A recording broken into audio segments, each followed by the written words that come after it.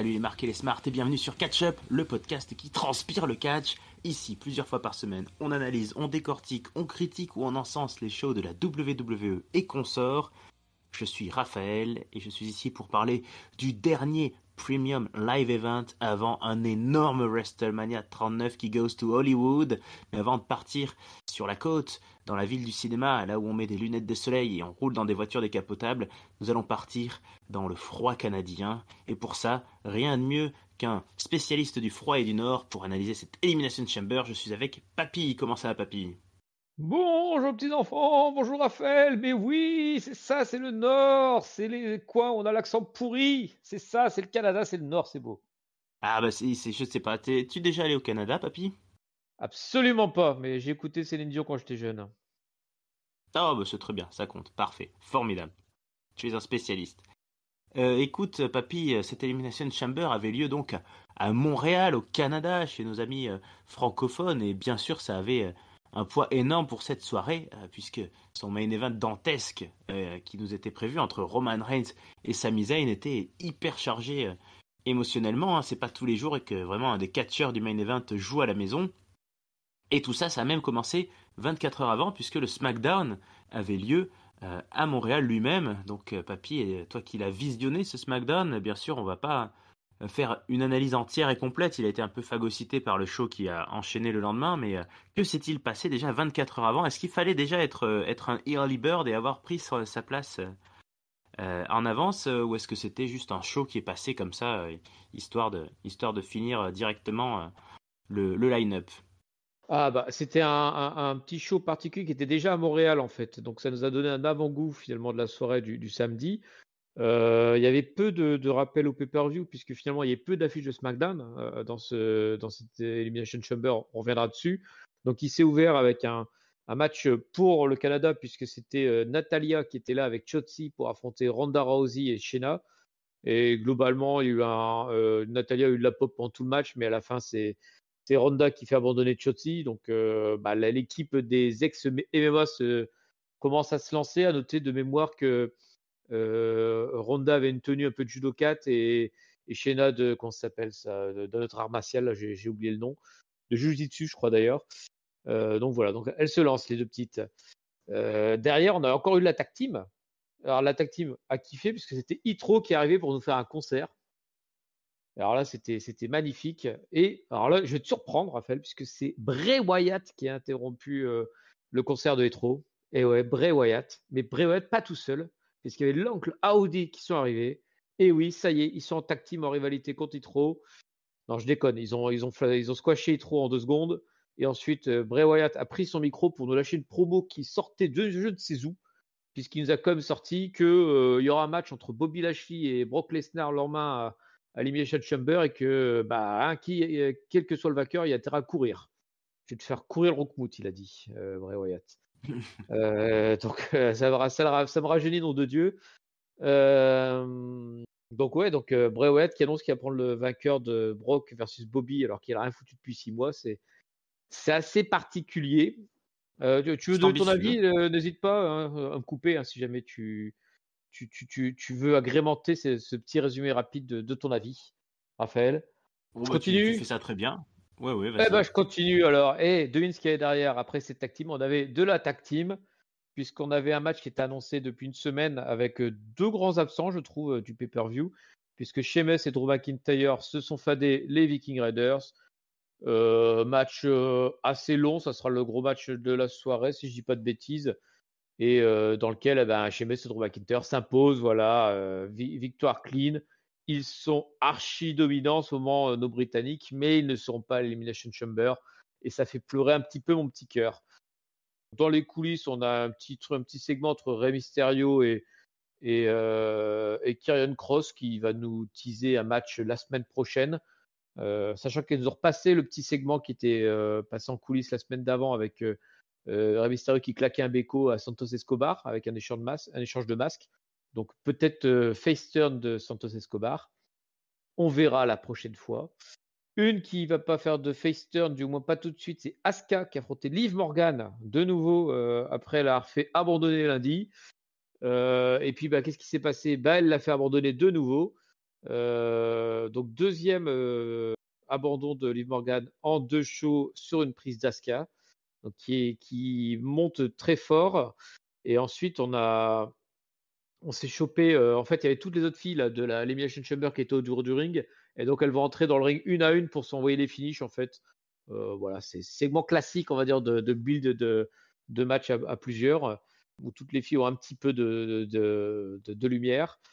Et enfin, le main event catchesque qui nous a annoncé, c'est un match qui était aussi prévu, puisque c'est un match pour un titre intercontinental, puisque Gunther va affronter Madcap Moss, et sans trop de difficultés. Enfin bon, il s'est comme défendu, mais sinon Gunther gagne le match avec une méga powerbomb là.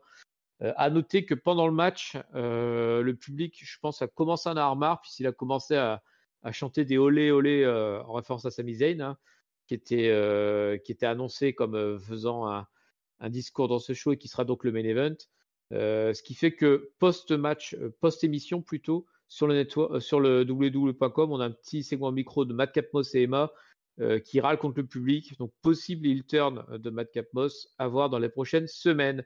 Et donc, comme je l'ai dit, le main event, c'est Sami Zayn qui rentre avec son ancienne musique, celle de son arrivée à WWE.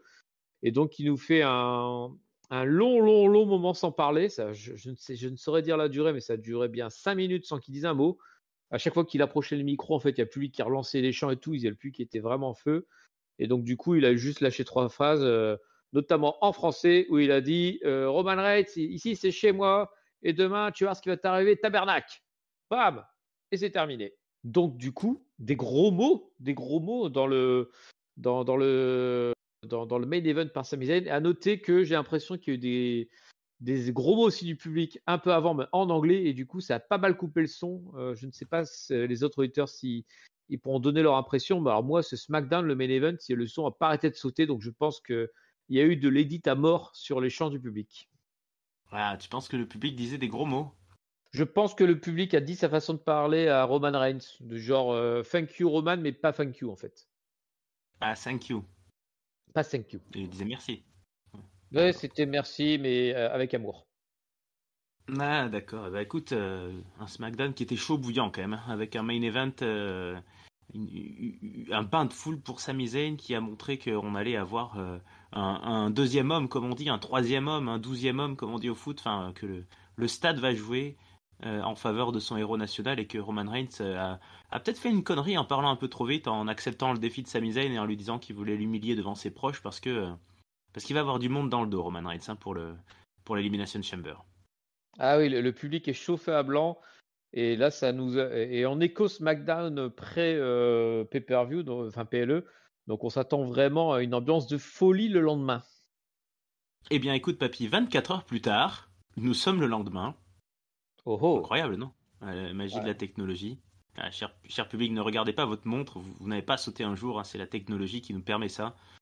Nous voici donc à Elimination Chamber 2023 à Montréal. Et donc, on nous annonce une très grosse soirée hein, qui est prévue avec 2 matchs en cage. Et la soirée va s'ouvrir sur un de ces affrontements. Et cet affrontement, il a un enjeu très bien défini.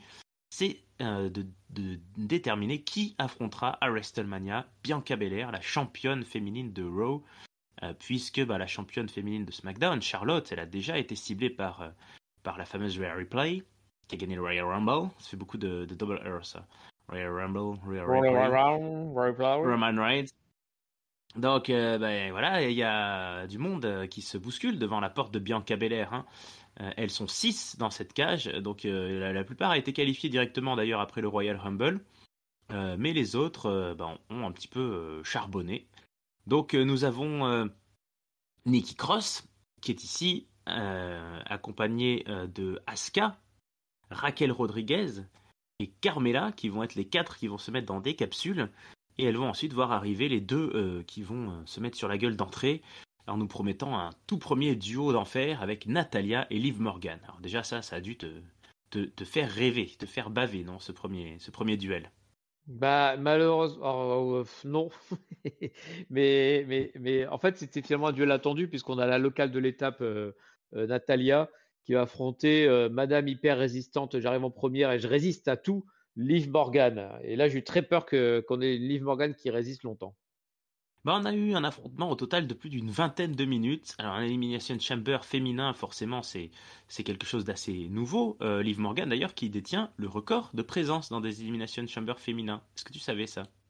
Alors, je ne savais pas, mais je suis pas étonné parce que j'avais revu des anciens Elimination Chamber récemment, notamment celui où Shayna Baszler gagne en tuant tout le monde et où je me suis rendu compte qu'il y avait un gros problème de rythme puisqu'à chaque fois qu'elle tuait quelqu'un, elle restait 5 minutes dans le ring toute seule en attendant que la cage suivante s'ouvre. Mais bref, et où il y avait déjà Liv Morgan avec tout le Riot Squad en fait. Donc effectivement, je suis pas étonné qu'elle ait une grosse participation dans cette stipulation. Bah écoute, en tout cas, voilà, c'est une habituée de l'étape. Alors, dans ce match-là, on a beaucoup joué à coincer la tête les unes des autres dans les cages, là, dans les grillages acérés de l'acier infernal. Ça fait mal. Et puis, on a eu le jeu systématique des différentes entrantes à tour de rôle. On a une force en présence qui va arriver assez vite avec Raquel Rodriguez, Nikki Cross qui arrive également. Petit à petit, Carmela, elle, n'a plutôt pas envie de rentrer, va éviter à plusieurs reprises dès qu'elle est distinguée par la cage, elle va s'enfermer dans d'autres cellules. Asuka, par contre, elle est beaucoup plus motivée avec son visage désormais démoniaque. Donc ça fait beaucoup de monde et ça finit par s'épurer. La première élimination se fait sur le premier vrai très gros spot. Raquel Rodriguez attrape Nikki Cross et tout simplement elle fonce tête baissée dans une paroi, dans une des cellules. Elle pète le plastique. Malheureusement d'ailleurs, c'est tellement spectaculaire que le technicien de la WWE préfère nous remettre 2 ou 3 ralentis et on rate le tombé. T'as remarqué ce petit bug de la technique là qui n'aurait pas plu à tonton Chris? Ah là là là là là là. Ces amateurs à la réalisation, là, c'est honteux. Ouais, ça c'est mal passé, on n'a pas trop compris ce qui s'est passé. En tout cas, Nikki Cross, voilà, pas la favorite, c'était sûr, mais qui n'aura pas eu l'occasion de briller énormément, même si elle a fait un très beau splash du haut d'une des cellules avant d'être éliminée sur à peu près tout le monde. Ça, c'était plutôt sympa. Ensuite, pour ta petite chouchoute Liv Morgan, effectivement, elle est résistante. Et il lui faudra quand même d'être prise dans un Star Trooper de Natalia, ou Star Trooper, c'est comme tu l'appelles, la Starship Starship Train, je sais pas quoi. Trooper. Starship Trooper. Elle est coincée dans cette prise de Natalia, mais elle résiste, elle n'abandonne pas. Et Asuka la chope et lui porte un Asuka Lock. Et Liv Morgan résiste. Elle qui pleure si souvent, et ben elle va s'évanouir en riant. Alors c'est peut-être pour ça, c'est peut-être parce qu'elle sait faire que pleurer là. Elle n'a pas réussi à savoir rire et ça lui fait perdre conscience. Donc Liv Morgan est éliminée, mais sans tap out. Donc avec les honneurs. Carmela Est-ce- élimine ensuite Natalia. Pardon, vas-y. Non, j'ai dit, est-ce que c'est. Alors, c'est un sujet dont on a beaucoup discuté sur le Discord, le non-abandon de Liv Morgan, qui est un peu chelou parce qu'en fait, elle aura abandonné lundi sur le Ascalock, le vendredi sur l'Ascalock, et le samedi, elle prend un Ascalock plus un Starship Trooper, là. Et bah non, elle abandonne pas. C'est le pay-per-view, là, on déconne pas. Et donc, du coup, elle s'endort en souriant bêtement. Là, je déteste ce personnage-là de soi-disant super résistant. On parle de Lee Morgan, là, franchement, c'est un peu abusé, quoi. Et puis moi, j'ai du mal avec la crédibilité. Enfin, je trouve qu'un évanouissement se comprend quand on porte une prise à la tête. Mais là, elle se faisait tordre les jambes et les bras. Alors, je ne sais pas, mais médicalement, si quand on te tord le bras, tu peux t'évanouir. Mais ça avait l'air de lui faire très très mal. De douleur Ah éventuellement, ouais, mais mais tu bon. t'évanouis de douleur. Mais bon, c'est effectivement, puis c'est mal joué, quoi, parce que tu la vois sourire et tout. Enfin, non, bouh, bouh, arrête ça, Ouais. Liv Morgan. Ouais, bah écoute, ça a été un douloureux moment, mais au moins elle était sortie. Enfin. Elle était sortie et peu de temps après, la régionale de l'étape, Natalia, va être éliminée par Carmela d'un super kick de mémoire. La foule d'ailleurs qui avait vraiment pas aimé l'élimination de Liv Morgan et qui aime visiblement pas non plus celle de Natalia, forcément, c'est la régionale de l'étape. Donc elles seront encore 3 et elles devront se mettre à 2 pour éliminer celle qui était en train de devenir la grande favorite, en tout cas la powerhouse, la Raquel Rodriguez qui détruit tout le monde. Asuka et Carmela vont lui envoyer une série de super kicks et de coups de genoux et de coups de tout ce qu'on peut imaginer dans la tronche avant de lui porter un pinfall à 2. Elles s'y mettent toutes les deux ensemble. Et on arrive donc à un duel final entre Asuka et Carmela. Mais ce duel va tourner court, même pas 1 minute pour Asuka pour choper Carmela dans une prise de soumission et la faire tap out. Donc peut-être un peu frustrant. Moi, en tout cas, je suis toujours un peu déçu quand à la fin d'un Elimination Chamber match, il n'y a pas un vrai beau Final 2. Et là, ça a clairement été pas le cas. Moins d'une minute, Carmela, elle a vraiment pas fait illusion dans ce match. Elle aura surtout été là pour jouer le côté un peu fuyard, comme ont pu faire avant elle d'autres catcheurs et d'autres catcheuses. Mais en tout cas, c'est la validation, c'est le ticket pour Asuka qui, après son grand retour au Royal Rumble et sa nouvelle gimmick réaffirmée, se dirige vers Bianca Belair. Bianca Belair qui doit se dire que finalement, ses dernières copines de ces mois-ci, là, ses copines contre le Damage Control, bah, finalement, c'est pas trop ses copines quand même. Bah ouais, bah, effectivement. C'est plus la masca après, c'est différent, mais oui, Ah oui, bah oui, mais bon. en même temps, on avait un peu le haut de la carte en termes féminins, donc quand il faut chercher des adversaires à Bianca, pour C'est moi, Asuka légitime. était largement favorite, c'était la plus légitime. Là, on a vu l'affiche qui s'est dévoilée après pour WrestleMania avec les deux. Là, de la gueule l'affiche, hein, avec ces deux filles-là. On se dit ça c'est Ah un oui. joli match pour Mania, on a envie de le voir, quoi. Et après, pour le match, Asuka redevient super puissante. C'est pas pour me déplaire, hein, parce que clairement, quand elle catch comme ça en mode violente et tout, elle a un impact à ses coups qui est assez fabuleux. Les autres filles ont plutôt bien taffé, notamment Carbella, qui a vraiment fait le rôle de la heal ultra opportuniste qui passe son temps à s'enfuir, puis par contre elle va réussir à porter des finishes parce que bah, elle vole les finishes un peu à tout le monde et elle se débrouille bien et puis y a pas, après une fois qu'elle en rencontre un contre Asuka, bah, elle tente le tout pour le tout mais elle est pas au niveau et puis elle se fait battre, mais l'histoire, moi à la limite que l'histoire racontée comme ça me plaît bien. Les filles ont plutôt bien géré le match.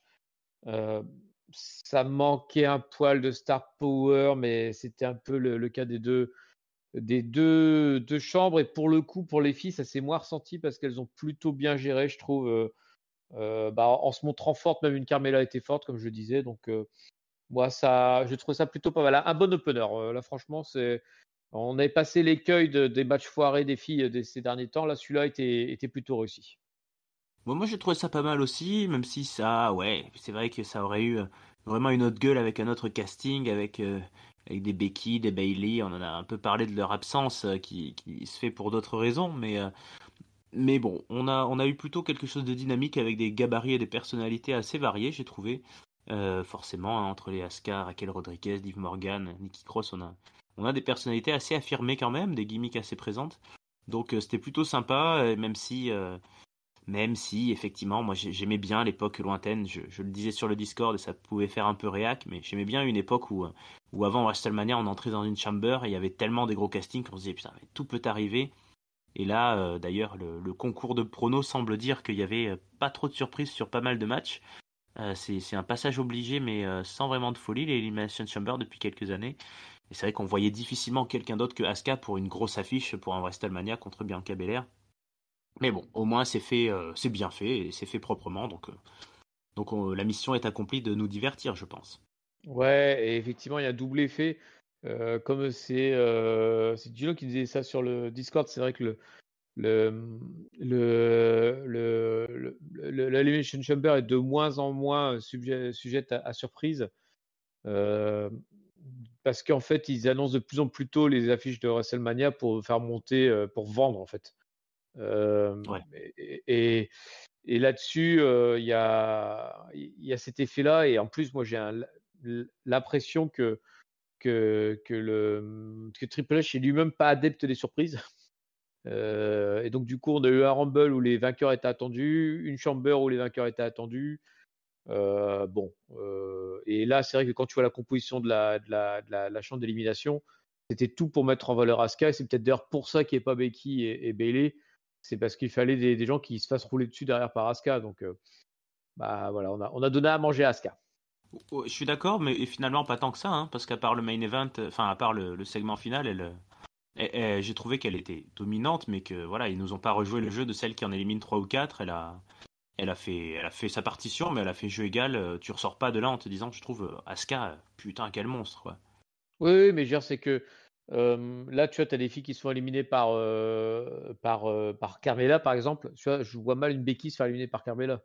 Donc, il aurait fallu Oui, bien toutes sûr. la seule capable de l'éliminer, ça aurait été Asuka. Après, ce serait passé. Moi, je pense que tout se peut se raconter, hein, Mais Ouais. bon, là, l'idée, c'était que le spot de lumière était vraiment sur Asuka. Et d'ailleurs, quand elle est entrée, tu sens la différence, quoi. Le public, il attendait que ça, hein. Ah bah ça c'est clair. C'était Asuka la star. Même s'il y avait du Canada Emotion, c'était pour la japonaise ce soir. Voilà. Bah écoute, voilà. Les voisins, les cousins. Les cou- Il y a juste un océan à traverser, puis c'est de l'autre côté. Donc finalement, le Canada, le Japon, c'est pas si loin.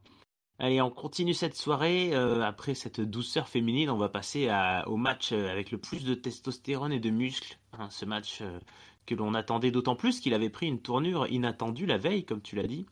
Bobby Lashley va affronter Brock Lesnar. Une feud qui remonte à il y a un moment, hein, depuis Crown Jewel à peu près, depuis que Brock Lesnar a coûté le titre US à Bobby Lashley, hein. Tout était parti de là, d'une manière totalement gratuite. Et depuis, ben, ils se croisent, mais c'est décevant, hein. À Crown Jewel, c'était Bobby Lashley qui s'était fait avoir connement sur un espèce de pinfall tout pourrave. Au Royal Rumble, c'est Lesnar qui s'était fait éliminer bêtement. Et là, on a signé un contrat, on s'est toisé, on s'est défié, on va rentrer dans le dur. Et donc, la veille, Bray Wyatt, sorti de nulle part, nous annonce il prend le vainqueur, alors qu'il a, en fait, il a d'historique avec aucun des deux. Bon. Donc, il y avait petite interrogation de surprise de dernière minute. Eh bien, Triple H n'aime peut-être pas les surprises, parce que de surprise, il n'y en aura pas. On aura eu un match très très classique désormais entre les deux hommes côté Brock Lesnar, un match très court, où on a commencé direct à s'enchaîner des gros coups de boutoir, des German Suplex, Suplex City et des F5. Et puis au bout d'un moment, bah mince, finalement l'autre il se relève et puis il se met à mettre des spears et à porter un hurtlock. Alors au début, Brock Lesnar il évite le hurtlock parce qu'il arrive à s'agripper avec ses doigts. Puis il veut repartir sur des F5 et Suplex City, mais finalement il n'y arrive pas. Et l'autre il lui remet un spear. Et puis au final il lui remet un hurtlock. Et Brock Lesnar il est coincé dans le hurtlock. Et Brock Lesnar il fait une ruade arrière. Pouf, coup de pied dans les parties intimes. Et Bobby Lashley il a très mal. Et l'arbitre, qu'est-ce qu'il fait quand il voit ça? Bah il signe une disqualification. Une disqualification au bout de Bouh! même voilà, 5 minutes de match, même pas 5 minutes. 5 minutes douche comprise, Brock Lesnar, c'est quand même court. Et il n'est pas content d'être disqualifié, il comprend pas sur le moment. Alors qu'est-ce qu'il fait? Il fait ce que tout homme censé fait, il porte un F5 à l'arbitre. Et puis après, il va défoncer quand même la gueule de Bobby Lashley, notamment sur la table des commentateurs. Et il refait un F5 à l'arbitre à l'extérieur du ring. Et puis il est content, et il pavane, et il se barre, et la foule a l'air contente. Donc Brock Lesnar, c'est la nouvelle façon d'être un babyface?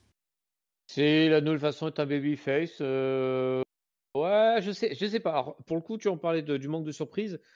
Celui-là de match, je l'ai pas du tout vu. En fait, je l'avais vu venir avant le SmackDown en me disant oh là là, ils font un petit match dans un pay-per-view perdu au milieu de nulle part. Ils vont faire une fausse fin et comme ça, ils vont faire le vrai match à WrestleMania. Ensuite, tu as Wyatt qui dit qu'il prend le vainqueur. Donc là, je joue là, pas du tout. Là, en fait, c'est juste une passade et puis ils vont vite bifurquer sur Wyatt. Et au final, on se retrouve quand même avec un match, avec un finish chelou. Un Brock Lesnar qui finalement démontre qu'il n'arrive pas à trouver la solution pour battre Lashley, puisque bah, il en est résolu à une tricherie pour s'en sortir.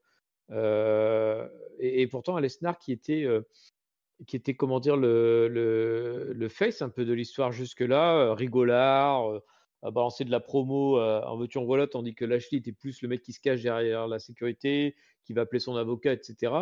Donc c'est un résultat qui pour le coup, même si c'est sur celui-là que j'aurais parié, bah, je reste quand même vachement perplexe par rapport à comment il se place dans l'histoire globale en fait, parce qu'il a il fait preuve d'aucun sens, ni avec ce que racontaient Lesnar et Lashley, ni avec ce que nous raconte Wyatt. Donc je suis vachement intéressé de savoir ce qui va se passer ensuite, parce que bah, le Lesnar puissant, rigolard, tout ça, bah, il touche à ses limites. Là, il n'arrive pas à s'en sortir de Bobby Lashley.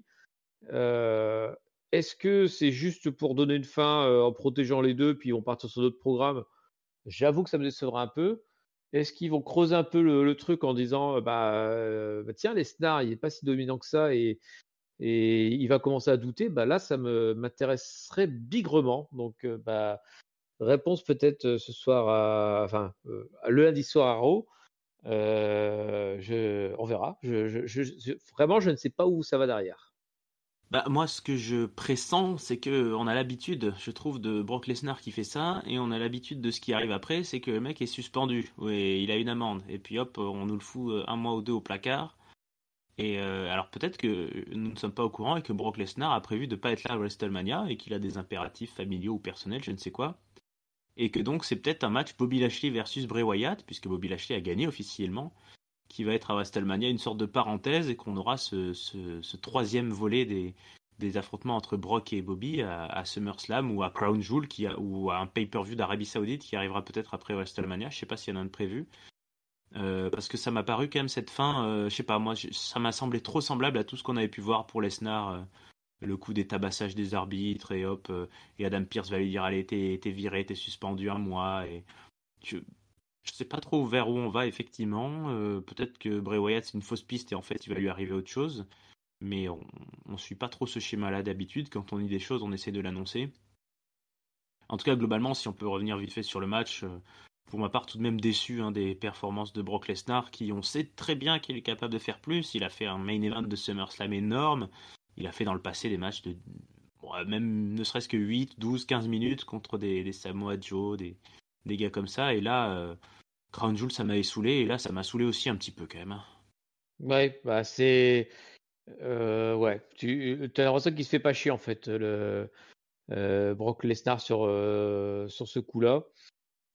Ouais, bah, c'est pour ça, j'attends de voir le contexte de ce match-là dans le reste de l'histoire. Si c'est juste pour donner une excuse à Brock Lesnar pour prendre du repos et qu'on le revoit pas en perpète, genre au Raw d'après WrestleMania, là je suis d'accord, je te rejoins, ça fera très cheap en fait. Ça fera du Brock Lesnar classique qui a bazardé un match pour au final rien foutre derrière. Ce serait, ouais, si vraiment il n'y a pas de suite directe derrière, que c'est juste pour bazarder un match et donner du temps de repos à Lesnar, ouais, ce serait vraiment, vraiment tristoun comme choix. Bah, je ne sais pas dans quoi ça s'inscrira, c'est sûr. Il y a pas mal de possibilités. C'est difficile d'imaginer WrestleMania sans l'un de ces deux gros monstres. Mais dans l'exécution, et en tout cas dans ce soir-là, on en finit en se disant, bof. Alors la foule, elle l'aime, hein. Peut-être qu'aussi que encore un régional de l'étape. Après tout, il vit dans le Saskatchewan maintenant. Donc c'est le Canada. Je sais pas. Peut-être, ouais, il a été adopté. Et puis le duo, il a parlé Voilà, français avec le je ne sais quoi de Brock Lesnar, c'est peut-être ça. c'est ça. Ouais, Brock Lesnar. Qui sait ce qui nous attend avec lui? On ne le saura pas ce soir. On aura peut-être plus d'infos dans les semaines à venir, bien sûr. Ce qui est sûr, c'est que WrestleMania va avoir lieu à Hollywood et que la WWE semble partie pour bien s'amuser pendant les prochaines semaines pour nous vendre ce pay-per-view, ce Premium Live Event, pardon, en utilisant l'univers d'Hollywood. Et on a notamment vu à ce moment-là une séquence que j'ai beaucoup aimée, moi, dans le show, où on a vu tout simplement Seth Rollins se déguiser en Joker, mais le Joker de Joaquin Phoenix, hein, et avec, j'ai trouvé un mix musical vachement bien fait entre la musique du Joker et la musique de Seth Rollins, où on l'a vu donc descendre les escaliers en dansant, et où tout d'un coup il tombe sur une Becky Lynch qui elle est plutôt euh, pas déguisée, mais dans un style Batman, avec une voix comme ça et des lunettes noires à la fin, histoire de nous dire qu'on a WrestleMania qui va aller à Hollywood.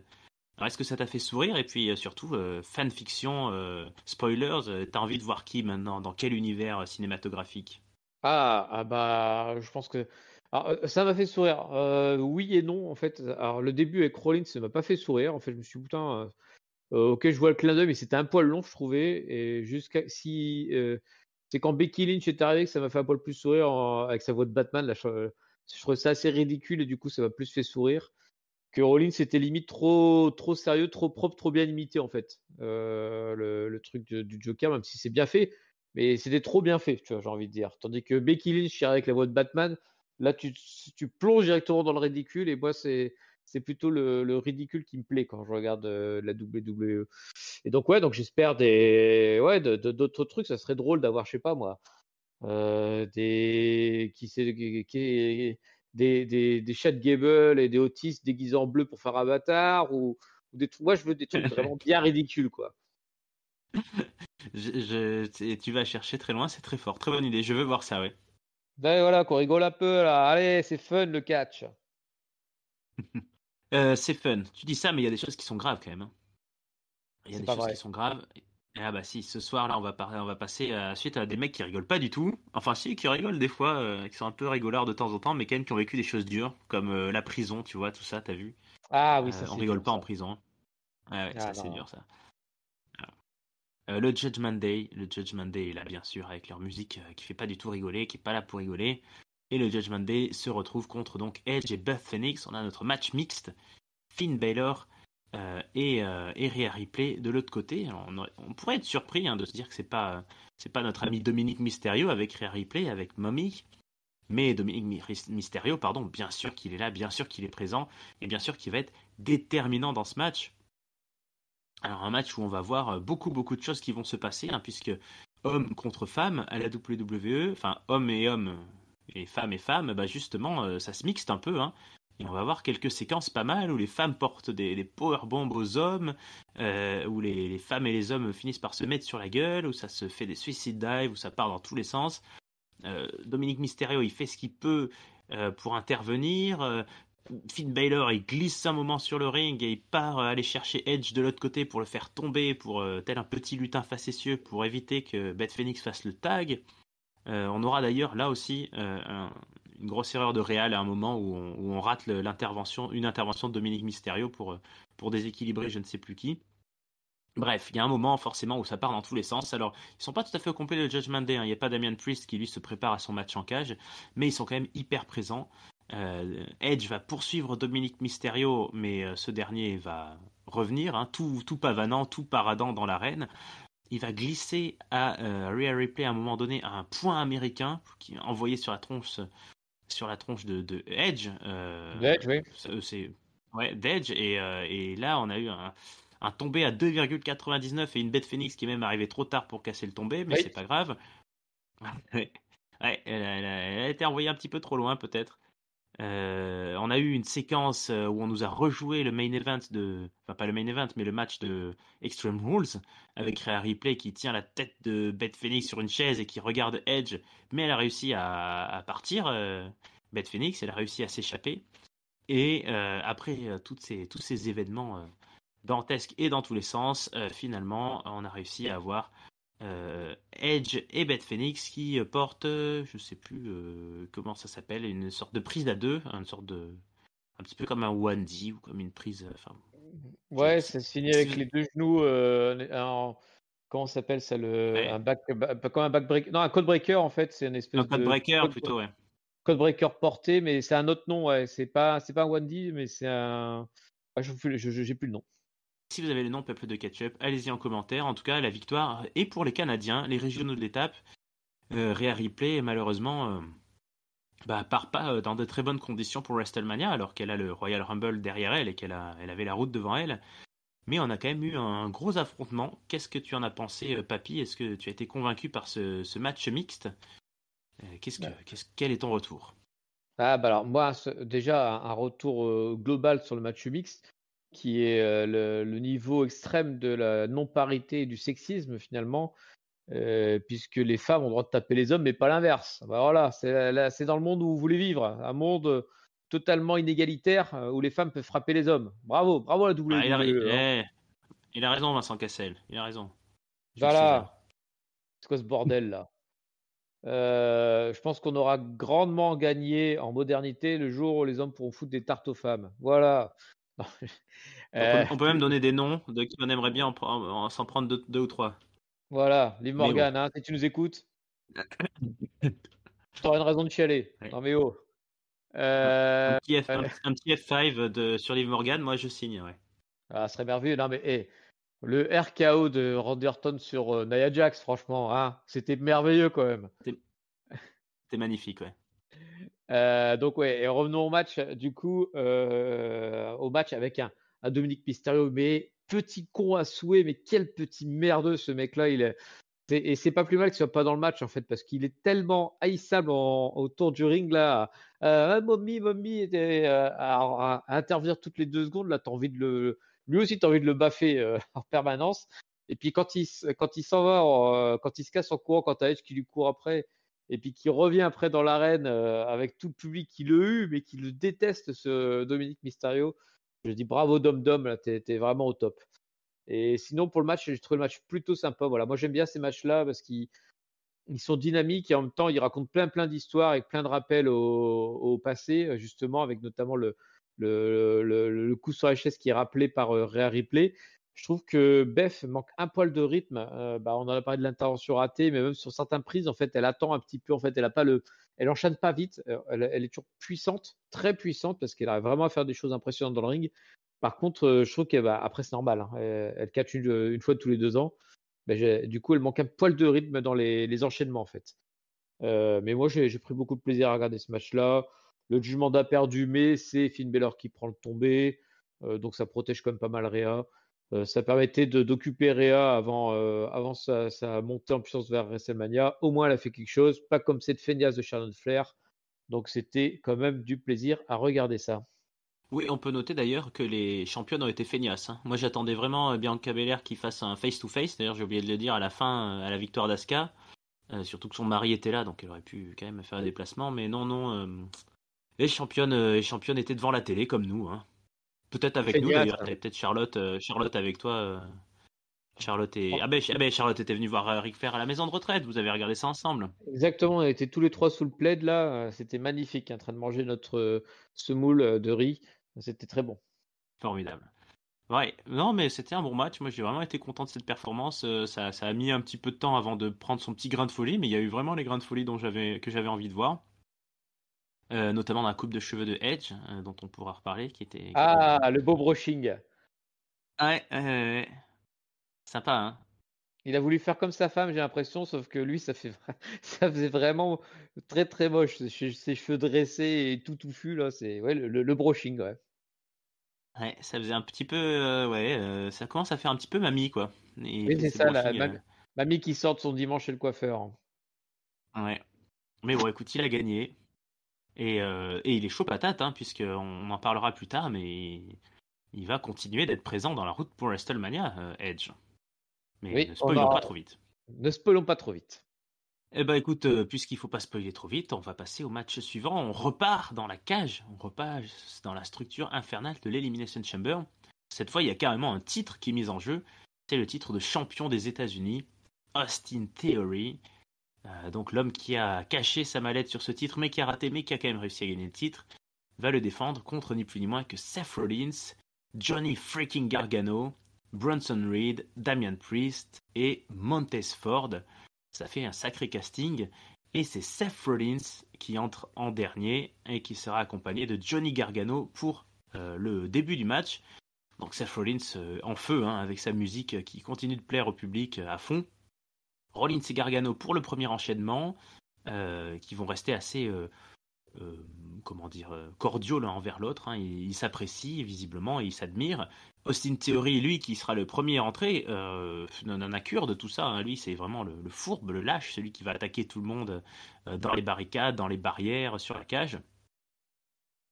Il essaye, Theory d'ailleurs, de monter le cerveau des uns contre les autres, hein. Au début, Gargano et Rollins, ils veulent se mettre sur la gueule contre lui, puis lui, il parlemente avec Gargano, et Gargano lui fait un petit gag dont tu t'es sûrement régalé d'humour, hein. Il a fait genre, ah ouais, moi aussi, je suis d'accord avec Theory, on va s'attaquer à Rollins, et puis pouf, finalement, il casse la gueule de Theory.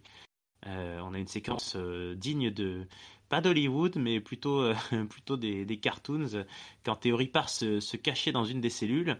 Et puis il fait des grimaces à Gargano de l'autre côté, sauf que Rollins il a fait le détour, et appuyé comme un cow-boy là sur le rebord de la porte, il tapote sur l'épaule avant de lui mettre un coup sur la gueule. On a beaucoup ri là sur cette séquence, hein. Ah, c'était très drôle, hein. C'était oulala. C'était hilarant. J'étais à me rouler par terre tellement c'était drôle. Ouais, ça c'était rigolo. Mais après il y a Damian Priest qui est arrivé. Et Damian Priest, lui, il est moins rigolo, hein. Il fait partie du Judgment Day, on l'a déjà dit, il se met du noir sous les yeux en maquillage. Donc il défonce à peu près tout le monde. Jusqu'à ce qu'arrive le cinquième entrant qui n'est autre que Bronson Reed, donc encore un monstre, hein. Ça y va violent. Bronson Reed qui va écraser Damian Priest sur une cabine également. Il va choper Rollins et Gargano pour leur porter un espèce de slam à tous les deux en même temps. Et puis il fait bien le ménage, hein, le Bronson Reed, hein. C'est le petit nouveau, hein. C'est vraiment la tête totalement jeune de la WWE dans cette cellule. Il n'en reste plus qu'un à rentrer. Et le dernier à rentrer, c'est Montesford. Là aussi, très très attendu. Montesford, hein, c'est un début, une vraie première expérience en solo.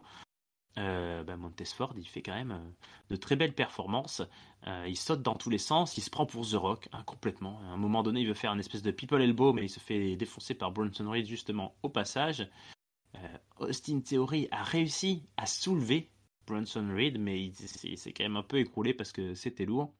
Là-dessus, Montesford monte sur le haut d'une cage, s'accroche à la grille, il fait une espèce de... Il se prend pour Spider-Man, lui, et il se jette dans le vide en dessous de tout le monde. Ça, c'était un spot très très impressionnant. Et dans la foulée, il va faire son fameux From the Heaven, son fameux splash sur Bronson Reed, qui sera le premier éliminé dans ce match. Le petit jeune, il apprend, il est là pour ça. Après, les finishers de tout le monde de mémoire. Hein, donc, il Ouais, avait pris cher. Hein. il a pris le stomp, ouais, il a pris beaucoup de choses. Mais ensuite, on continue, et là, c'est la tristesse pour Papy, puisque c'est son petit copain qui part, Johnny Gargano, qui va partir, qui s'est fait éliminer par Diamond Priest, mais après avoir eu une belle séquence avec Seth Rollins en haut d'une cabine, ils se sont poussés dans le vide, enfin, Gargano a poussé Seth Rollins, mais Damian Priest élimine Gargano, quelle tristesse, et Montesford élimine Damian Priest ah oui, je me souviens plus de cet enchaînement. Un blockbuster, il lui fait? Oui, peut-être. Je lis en même temps Oui, sur c'est le ça. résumé. Oui. Il y a Rollins Ouais. qui porte Priest de mémoire et il fait un blockbuster depuis en attrapant en fait Priest qui Ah, était en l'air en fait. ah oui, c'est ça, ouais, exactement. Belle prise. Belle Très prise, très belle jolie, prise. c'était joli. Très Faut très belle prise, Montesford Montesford. qui à ce moment-là effectivement est bien là. Montesford là, dans les 3 derniers, il vient de nous Ouais. sortir des belles performances. Intéressant le Montesford. Ouais, intéressant. Malheureusement, les espoirs sont douchés puisqu'il subit un curb stomp de Seth Rollins qui lui écrase la tête à l'extérieur du ring, donc sur la partie, le sol est métallique à cet endroit-là. Enfin, on ne sait pas trop en quoi il est fait, mais en tout cas, il est plus dur que dans le ring. Et c'est la fin de son passage dans l'Elimination Chamber. Et il prend le tombé. Et pas que ça. Visiblement, il a pris un coup. Hein, Montesford, il a les yeux qui clignotent. Il sait plus où il est.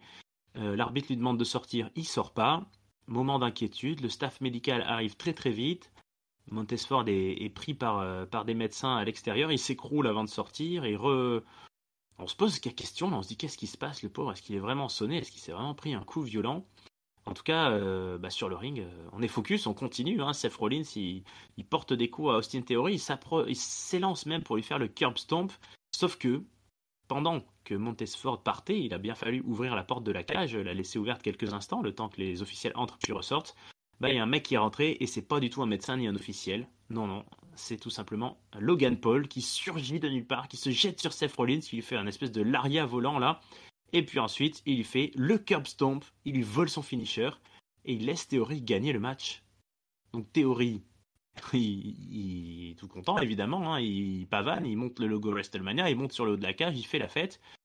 Mais enfin, la vraie nouvelle ce soir, c'est que Logan Paul a visiblement continué de cibler Rollins et après leur interaction au Royal Rumble, cette affiche semble se dessiner.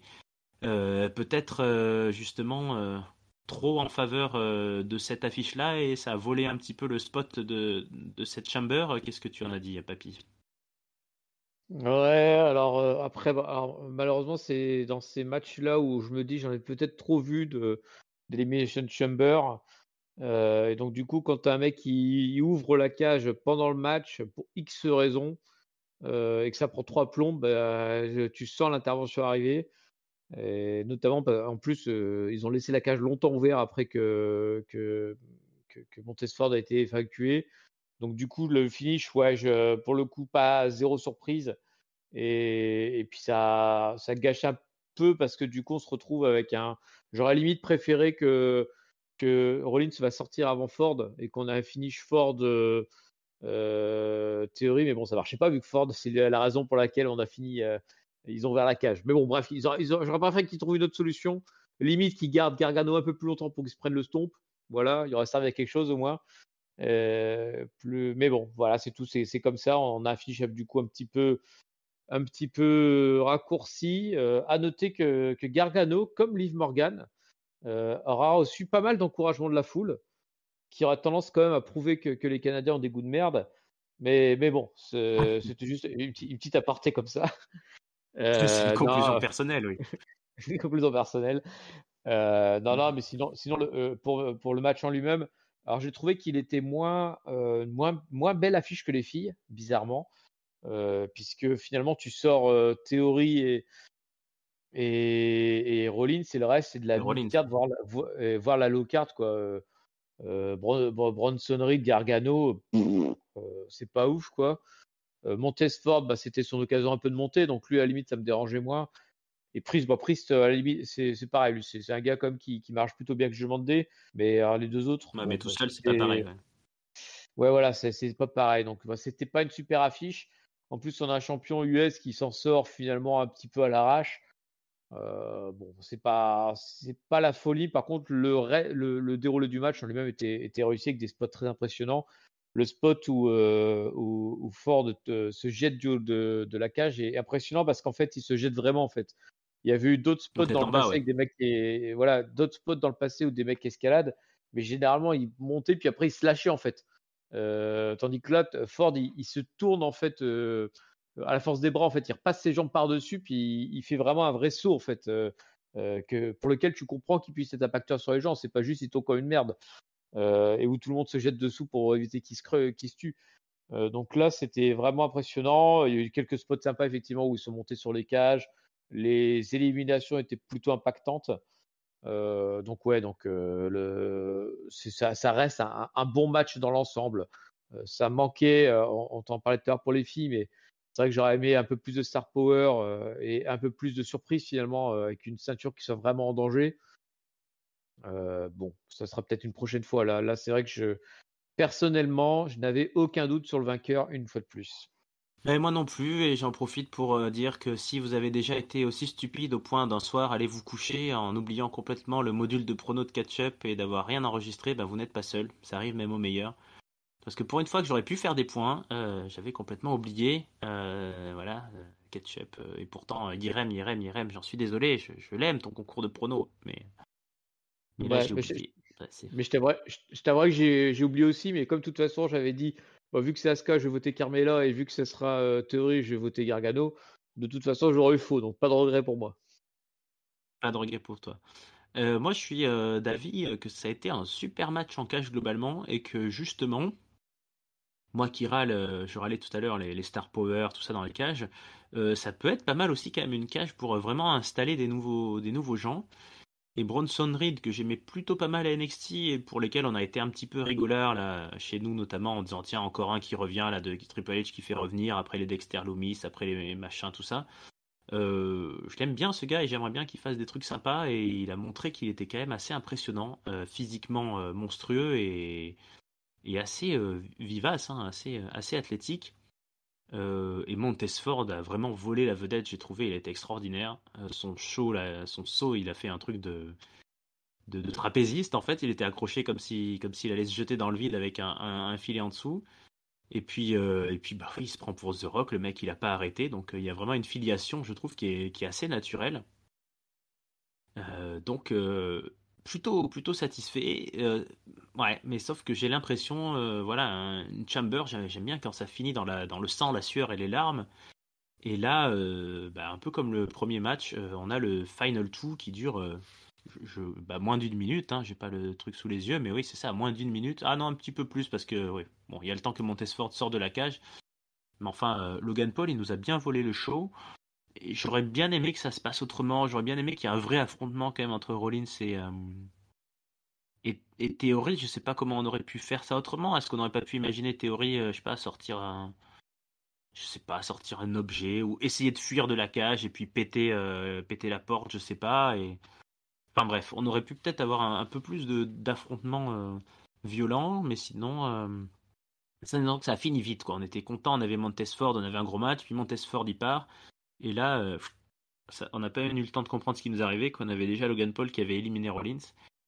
Bon, après c'est un bon choix, je trouve, pour vraiment entériner cette affiche, hein, parce que là, ce que vient de faire Logan Paul, c'est vraiment dégueulasse et ça va pas du tout plaire à Seth Rollins. Donc, on y va. Écoute, on est parti pour ce match. Et Austin Theory, lui, n'a pas encore de programme, mais je l'ai un peu teasé tout à l'heure. Il est annoncé qu'il affronte dès le Raw suivant, donc dès le prochain Raw, Edge pour le titre US. Ça fait quand même une belle affiche, ça aussi. Ah, ça, c'est une sacrée affiche qui, effectivement, s'est bookée en fait dans la conférence post-PLE. Ça, c'est un truc qui a été mis en place par Triple H, j'ai l'impression, de faire en fait des conférences post-PLE avec les participants. Et en fait, dans la conférence, il y a Austin Theory qui est passé dans les premiers et qui a annoncé qu'il faisait un Open Challenge pour le lundi. Et Edge qui est passé un peu après, qui a dit bah, moi je le relève cet Open Challenge. Et donc, on a un match pour le titre US Edge Theory qui effectivement donne fort envie pour ce lundi.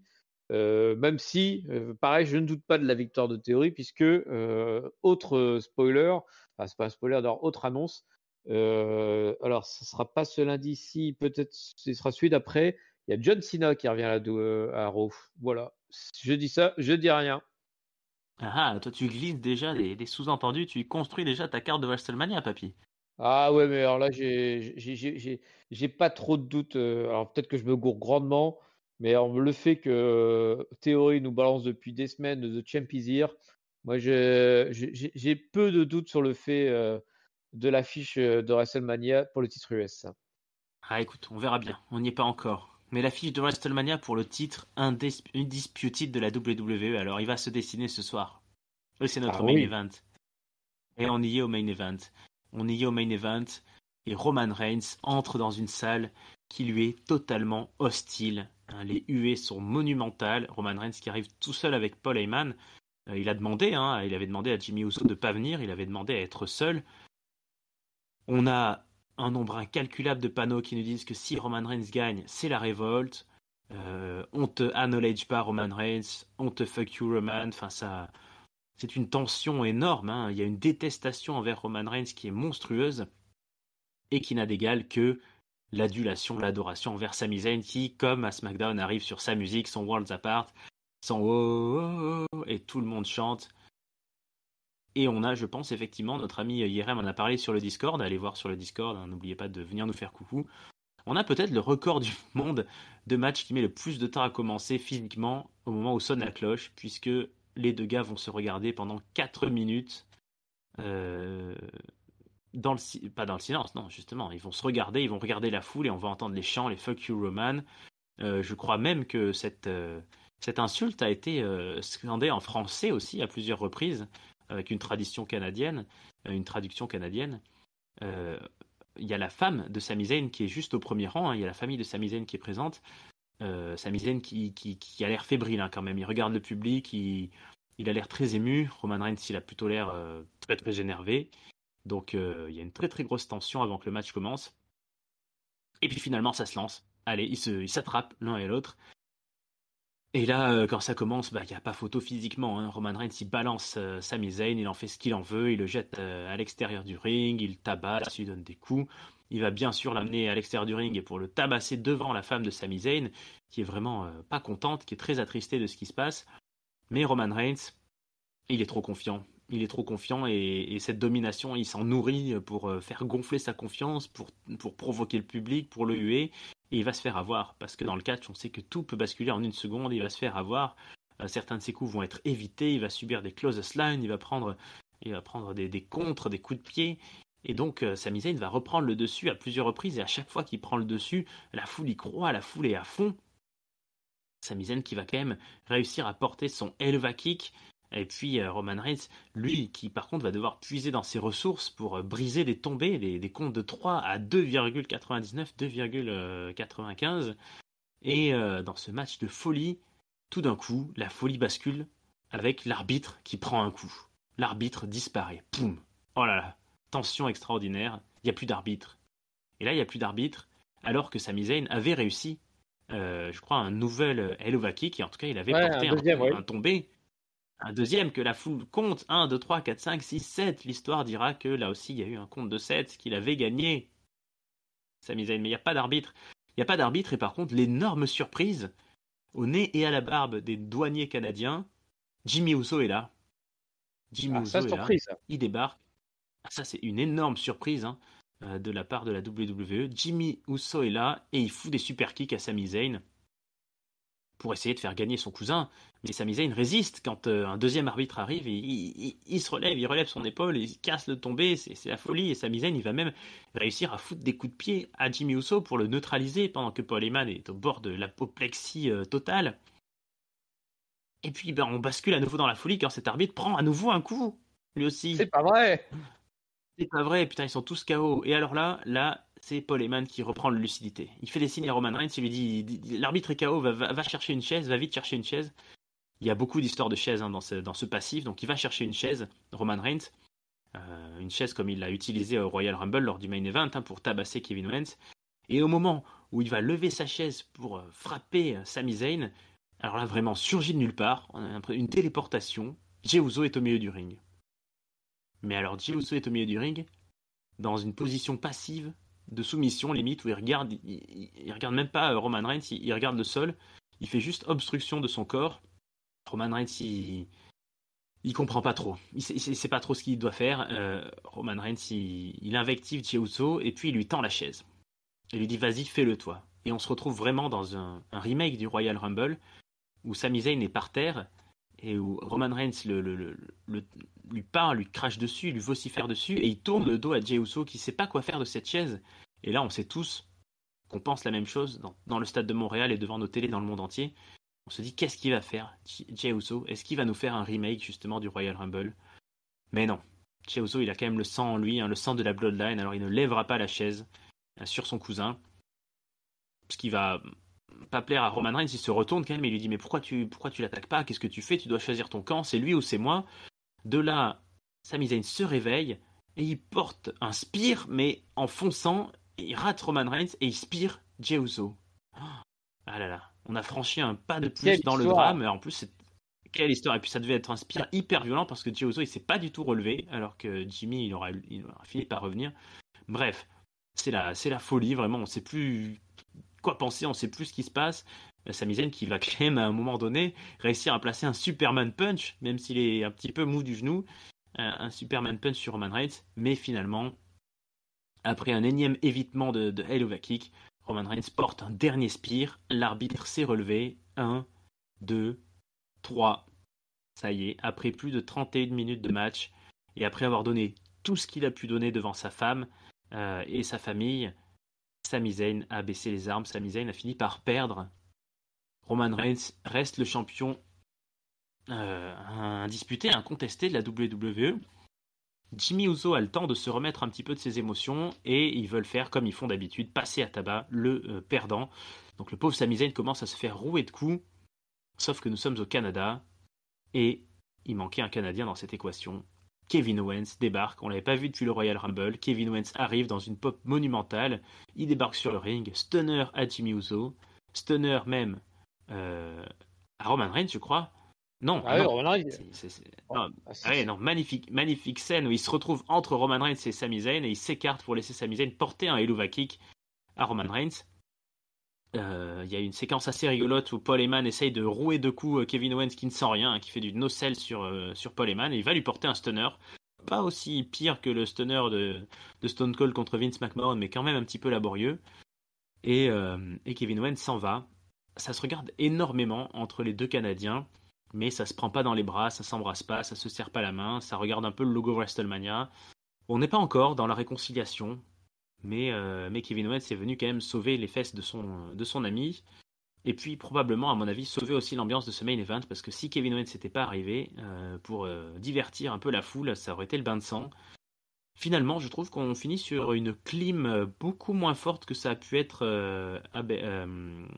dans le Pays de Galles, là, quand Drew McIntyre a perdu. Là, on a eu Cardiff. un gros match à Cardiff. Voilà, on a eu la défaite de l'enfant du pays, mais j'ai trouvé que ça avait été intelligemment mené et ça n'a pas créé cette déception. Bon, Sami Zayn n'a pas eu l'idée de chanter du Céline Dion justement après en karaoké avec Kevin Owens.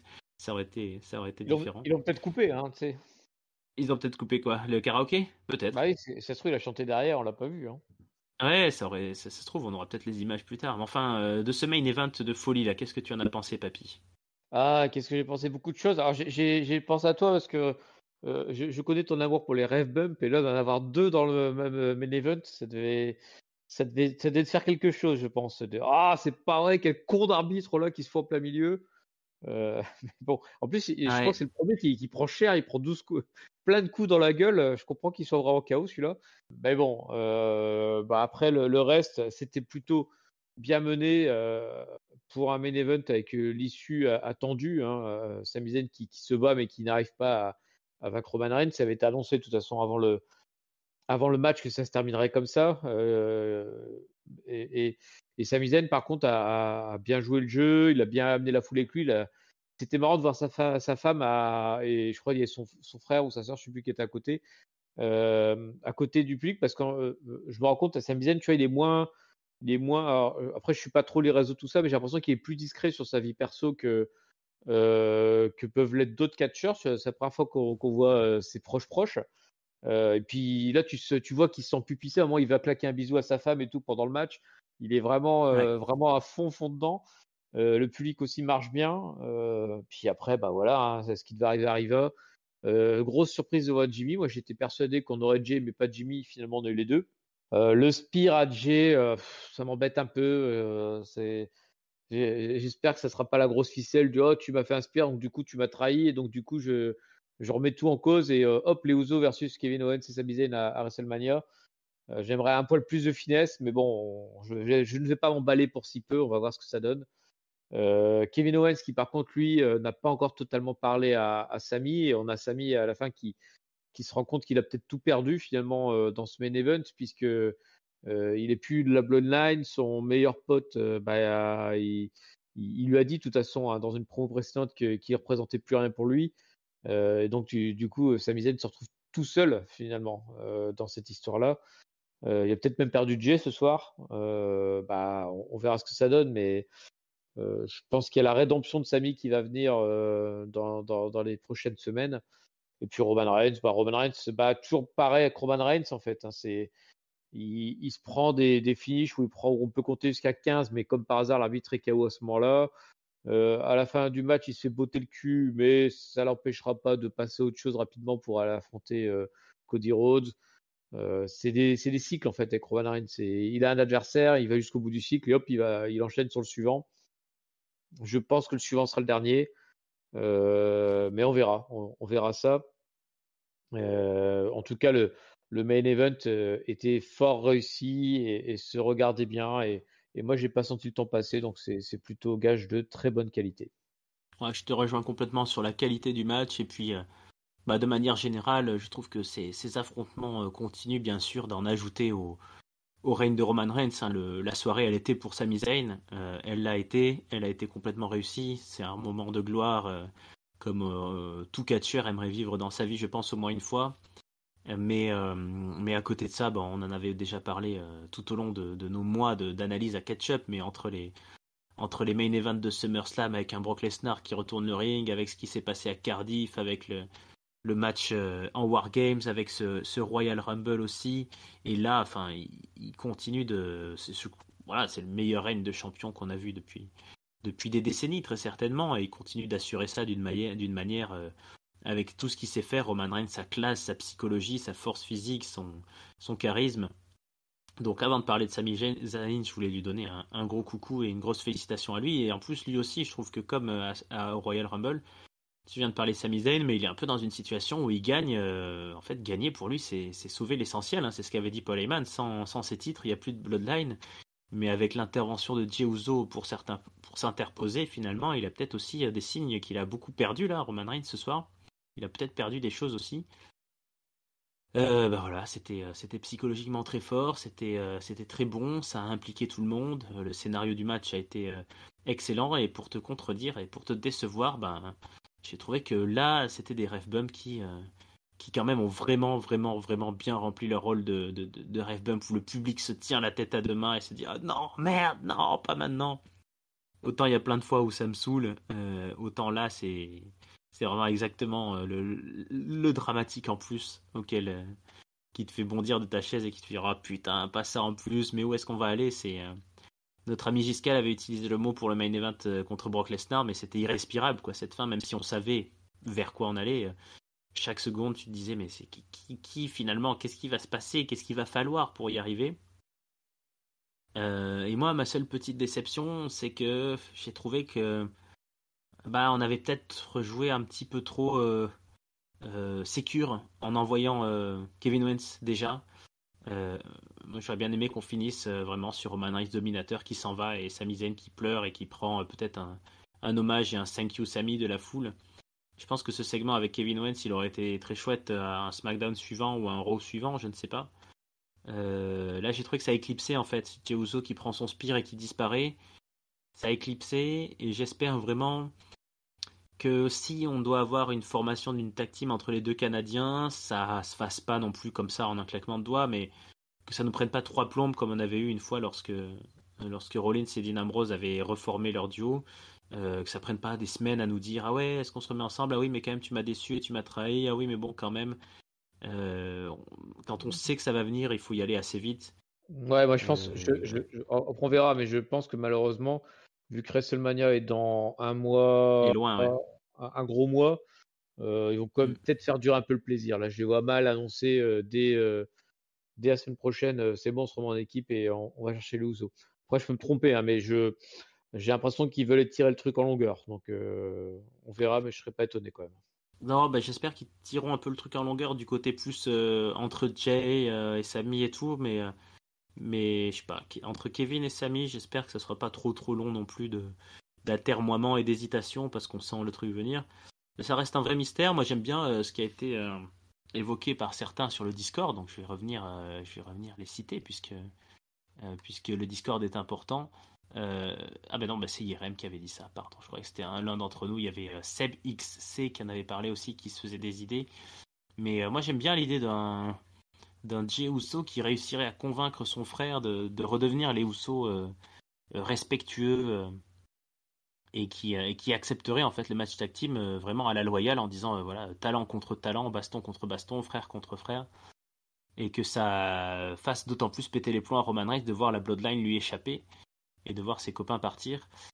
J'espère effectivement qu'on n'aura pas un Jey Uso qui dit ah, ben, finalement je me remets du côté de mon frère et Sami était un méchant et puis voilà les Usos contre les Canadiens et que ça se fasse d'une manière un peu inattendue parce que l'affiche on la sent venir mais la façon de l'exécuter je pense qu'il y a plein de moyens de le faire. Il y a une façon qui est très convenue et un peu téléphonée et puis il y a d'autres manières qui peuvent être un peu plus agréables à suivre Ouais, et on notera aussi oui si vas-y. si ça se fait hors Bloodline, c'est effectivement, je suis d'accord avec toi, ça serait plus sympa et ça affaiblirait entre guillemets un petit peu Roman avant le main event de WrestleMania.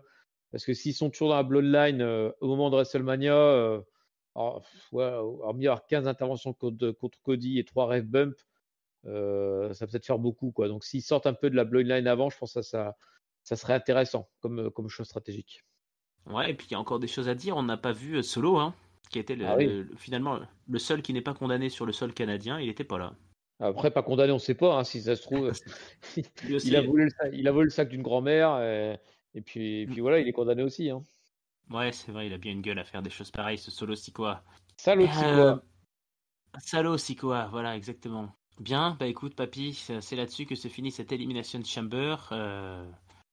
Avec un très gros match. Moi, ça m'a vraiment marqué quand même. C'est pas si souvent que ça, hein. Je cherchais dans ma mémoire. Ça m'a bien sûr fait penser au match entre CM Punk et John Cena lors d'un Money in the Bank à Chicago, où là, en plus, la foule avait, enfin, on était allé vraiment jusqu'à à la satisfaction de la foule, donc ça avait été un moment stratosphérique. Là, on va contre la vie de la foule, puisque le local de l'étape a perdu. Mais est-ce que tu as des souvenirs, toi, de matchs comme ça où il y avait eu un tel plébiscite et une telle ambiance finalement?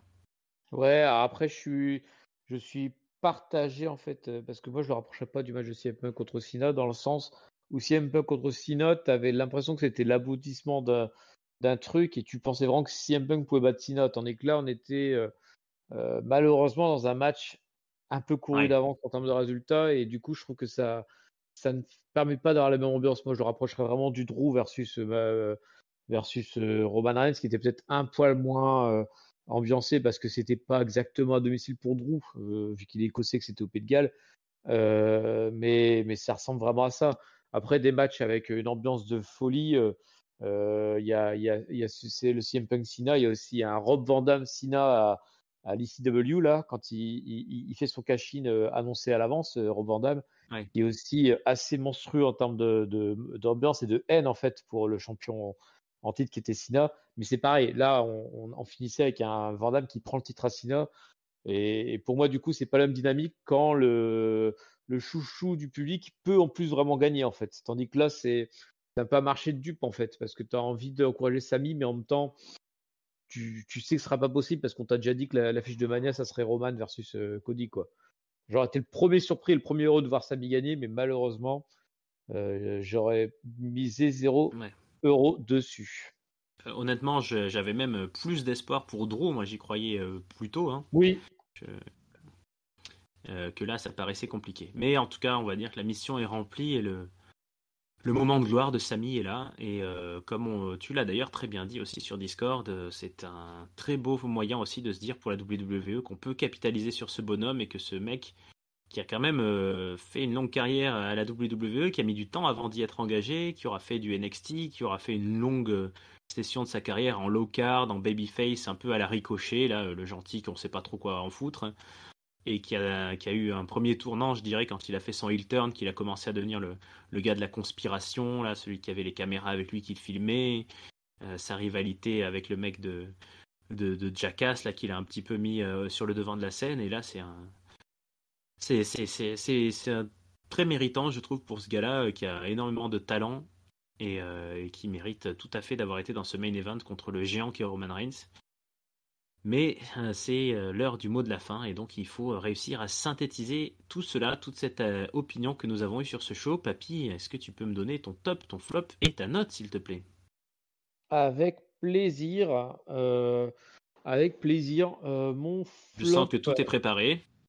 Oui, voilà, c'est ça. Je suis en train de refaire le show dans la tête et je cherche le flop en fait.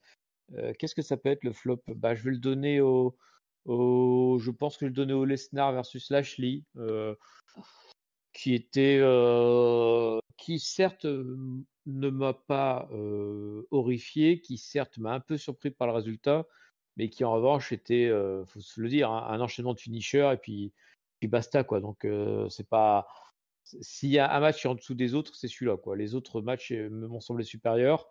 Le Ah bon, top, on aurait dit un match de Goldberg un peu. ouais, alors ça serait méchant parce que Goldberg en plus il s'est pas marché. Tandis que là Oui. on a quand même l'impression d'avoir deux monstres. Goldberg, moi je le prends, moi Goldberg, hein, franchement. Tandis que les Allez, deux c'est autres, dit. C'est pour WrestleMania. Papy vient de pointer. Papy vient de pointer l'affiche de WrestleMania. Vous l'avez entendu, peuple de catch-up. Et il défie Goldberg. Et ben on attend sa réponse. On attend sa réponse voilà. au prochain catch-up. Non, non, j'ai fait Gilberg, attention, hein, Gilberg, pas Goldberg. Ah, ok. Euh, Ben, on l'attend. on l'attend aussi. Et donc voilà, et pour le top, eh ben, j'aurais bien envie de le donner à Dom Tom parce que moi, il m'éclate toujours ce domino là, toujours dégueulasse, insupportable, mais bon, c'est comme difficile de ne pas le donner au main event, qui était voilà, une grande réussite. Et puis moi quand tu as un match comme ça où tu as le public qui est à fond dedans, même s'il a des goûts de merde, le public canadien.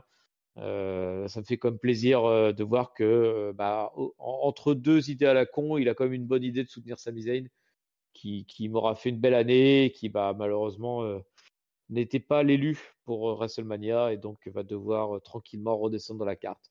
Mais bon, c'était comme un sacré main event qui est venu conclure un sacré show. Et ma note de ce show, je lui ai donné un bon 4 pour ce show, qui pour moi était pas infiniment, bien mieux en tout cas que le Rumble. Puisque certes, ça manque toujours un petit peu de surprise, hein, c'est toujours des résultats un peu trop attendus. Moi aussi, je suis comme toi, j'adore une chambre où tu as un mec qui met sa ceinture et puis il se fait sortir en cours de truc et là tu dis putain, on va avoir un nouveau champion, qui c'est qui va la prendre? Ça, c'est super quoi. Ah, ça c'est bien Et, ça, ouais. et ouais, ouais, et malheureusement là, c'est pas le cas. Par contre, par rapport au Rumble, on a eu quand même, enfin, là voilà, le point faible, c'est Lashley Lesnar qui était pas si mal quoi. Donc, il n'y a pas de point faible finalement dans ce show-là. Et les chambres ont été bien tenues. Enfin voilà, il y a très peu de critiques à faire, je trouve, sur ce PLE. Donc ça mérite un joli 4. Allez, 4 pour ce Elimination Chamber. Bah écoute, le problème c'est que je suis un peu obligé de mettre la même chose que toi parce que j'ai un peu le même avis. Alors moi je vais focaliser mon flop sur Brock Lesnar quand même. Parce que Bobby Lashley, on sait que quand il faut faire des matchs, il les fait. Hein, à Raw, il est là, il en a fait un paquet. Donc clairement, le maillon faible, je pense que c'est Brock. Et que c'est trop facile de venir faire le sympa avec son chapeau et de rigoler et de faire des F5 quand le public dit one more time pour être top face. Non, non, non, ça monsieur, ça ne va pas. Il faut quand même un peu plus transpirer. Donc flop à Brock Lesnar. Et le top, bah, bien sûr, au main event. Enfin, je veux dire, un match comme ça, on ne peut que lui mettre un top, même si on verra à la fin de l'année comment on le jugera. Le contexte fait qu'on était en feu. Après, est-ce que c'était un très beau match? C'était un très bon match, je pense. C'était peut-être pas non plus une performance in-ring de 5 étoiles, mais c'était quand même complètement embarquant. Donc, c'était vraiment le meilleur moment du show. Et c'est très bien qu'un show finisse par un match aussi riche en émotions. Moi, je vais aller jusqu'à mettre 4,25. J'ai trouvé que c'était vraiment pas mal. Les deux chambres m'ont plutôt bien plu, même si dans les deux cas, ouais, je l'ai déjà dit, mais je trouve que ça finit un peu trop vite. C'est vraiment contraire au Royal Rumble où on a eu ce duel Gunther Cody qui a pris des plombes et qui a été vraiment très solide. Là, voilà quoi. On était trois, puis on était deux, puis on était de suite fini. J'aurais aimé un petit peu plus de catch en solo, notamment pour montrer un peu plus la domination d'Asuka ou pour avoir un peu plus d'échanges sympas entre Theory et Rollins. Bon, bah, c'est pas grave, c'est comme ça. Mais on a eu des beaux moves sympas, c'est des cages qui ont tenu leur promesse, je trouve. On a pété des parois, on s'est jeté du haut de la poule. J'ai pas parlé de ce segment-là parce que je voulais la boycotter, mais bon, j'y ai pas pensé. Mais Liv Morgan a fait aussi une jolie powerbomb là sur Raquel Rodriguez là en sautant depuis la corde, depuis le rebord du ring là. Je sais plus comment elle s'appelle cette prise, mais où en sautant, elle a attrapé Raquel qui était sur le turnbuckle. Donc on a eu du spectacle et c'était aussi, hein, il faut le rappeler, un show, on l'a dit, hein, qui est arrivé dans une road très courte. Finalement, on l'a buildé dans la foulée du Rumble. Donc on est un peu dans cet état d'esprit, je trouve, de faire les choses vite et bien pour n'être qu'une étape. Maintenant, ça va être long jusqu'à WrestleMania, mais on part confiant, je trouve, sur WrestleMania. Non? Oui, bah, on part confiance qu'il y a quelques affiches qui s'annoncent là, qui sont pas mal, puisque du coup là, si on résume, on a Roman contre Cody, on a Rollins contre Logan Paul, Bianca versus Asuka, Charlotte versus Rhea Ripley. On a une petite idée sur Uso versus les Canadiens. Donc on a vraiment une affiche qui s'annonce belle sur le papier. Après, c'est vrai que du coup, on n'a pas trop de rebondissements qu'on attend d'ici là. Est-ce qu'il y aura peut-être sur un intercontinental, peut-être qu'on aura quelque chose. Mais l'affiche en elle-même sera bien. Et puis, on connaît, hein, ils vont mettre les petits plats dans les grands à WrestleMania et ça fera Même si la road vers Mania est un peu palichonne, quand ça sera le jour de Mania, ça va cartonner, quoi. Donc, il n'y a pas trop d'inquiétude à avoir à ce niveau-là. C'est ça, et ben, un peu plus de catch-up. N'hésitez pas à nous donner votre avis, vous aussi, en Bah, comme Letty. commentant. Et puis, comme Letty, par exemple, Letty, elle est venue sur Discord, elle nous a dit par exemple que son top c'était le main event, figure-toi, C'est pas vrai. étonnamment. Et elle avait tout pour que ce soit mémorable, l'underdog que tout le monde adore, le heel détestable, le public en feu, plein de possibilités qui sont ouvertes pour la suite. Et elle a trouvé un flop intéressant, elle a trouvé un flop à quelqu'un qui n'était pas là. Elle a mis un flop à Bray Wyatt qui a fait sa grosse feignasse, hein, qui nous a teasé à Ah, SmackDown et qui est pas venu. feignasse de Bray, hein, Ouais, franchement. feignasse, hein. Feignasse, hein. Et il mérite un 4,25 pour elle ce show, notamment avec une chamber féminine pas mal, un mixed tag match avec ses petits foufous, mais oui, mais c'est parce qu'elle adore Edge et Beth Phoenix aussi. Donc elle a adoré Letty. On lui fait coucou. Elle aurait voulu être là ce soir, mais elle a eu un souci technique de micro et IRM n'a toujours pas voulu lui envoyer un rib, un petit virement pour s'en payer un nouveau. Donc voilà, donnez des sous à Letty sur Discord, soutenez Catch Up sur toutes les plateformes, Google Podcast, Apple Podcast, Spotify, Deezer, YouTube bien sûr en vous abonnant à la chaîne. Et puis partout où vous pouvez, mettez-nous des cœurs, des commentaires, des plus 1, des likes, des pouces vers le haut. Le Discord pour discuter, et puis sinon Twitter, Instagram et Facebook. Je crois que je n'ai oublié personne, papy. Certainement, moi je te fais confiance sur les réseaux sociaux, moi j'en ai aucun, donc je te fais confiance là-dessus. C'est bien aimable. Eh bien, peuple de catch-up, papy, merci d'avoir été là pour cette analyse, ça fait plaisir.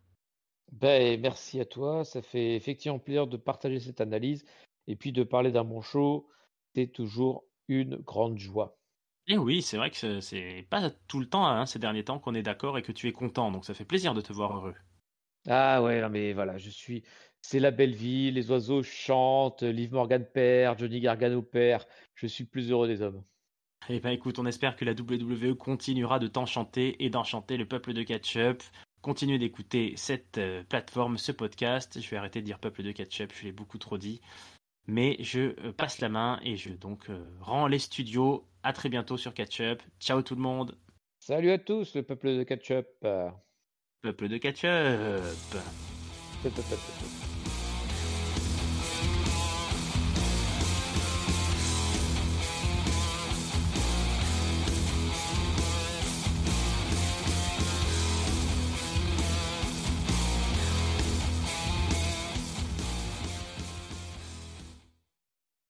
Tu vois, ça, c'est bien parce qu'on aura donné l'avis de tout le monde sur le Discord sans donner l'avis de Gilou.